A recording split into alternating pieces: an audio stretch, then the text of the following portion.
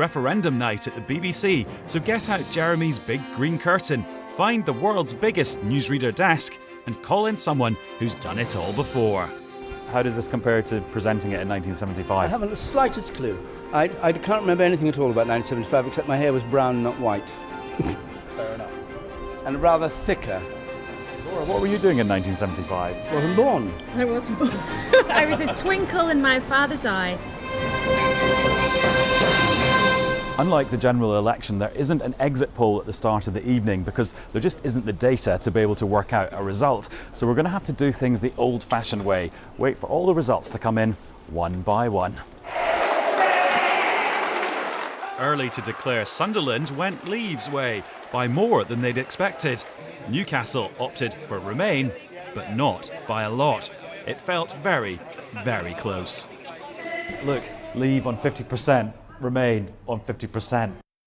Do we actually know what is happening at this point? No, we don't. And in fact, I've just responded to a tweet sent by a colleague. Until we start to see some clear results from the South East, because the Remain camp are predicating a win on a good showing in London and a good showing in Surrey, West Sussex, East Sussex, Hampshire, that sort of area, to try and sort of counter what's happening and looks to be happening in the North East and the North West. So until I see some results there, no, not yet. Newcastle was meant to be much higher for Remain. The hours in between were filled by politicians doing radio interviews in strange places. Then come round here, and here's Amber Rudd, a member of the cabinet, in the kitchen. Hi, just waiting to do an interview. It is exactly living the dream. I'll have an Americano with a dash of milk, if that's okay. Okay, soya?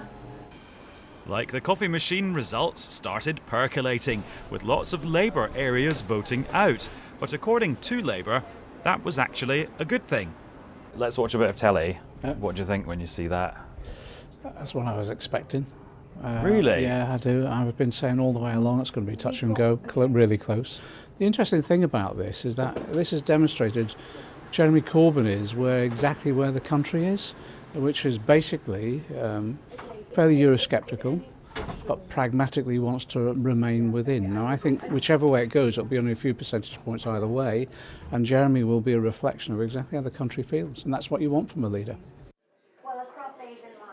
The percentages weren't going Remain's way, as proved by the miserable faces at their party. Brexiteers like Jacob Rees-Mogg started to dream about celebrations of their own. I'm opening Fate in Keynsham on Saturday, and that will be a great celebration for all concerned. Scones, tea, a sack race. And actually, I promised to take my 4-year-old to the toy shop in Keynsham because it was his birthday yesterday, and he can have the run of the toy shop. And he may get a slightly better present if we're Brexit. Finally, just before 5 a.m, David Dimbleby declared it effectively over. The decision taken in 1975 by this country to join the common market has been reversed by this referendum to leave the EU. The action moved from the studio to Westminster and the denouement in Downing Street, not quite at dawn. I love this country and I feel honoured to have served it. The Prime Minister going, Britain's destiny changed, my all-nighter at an end.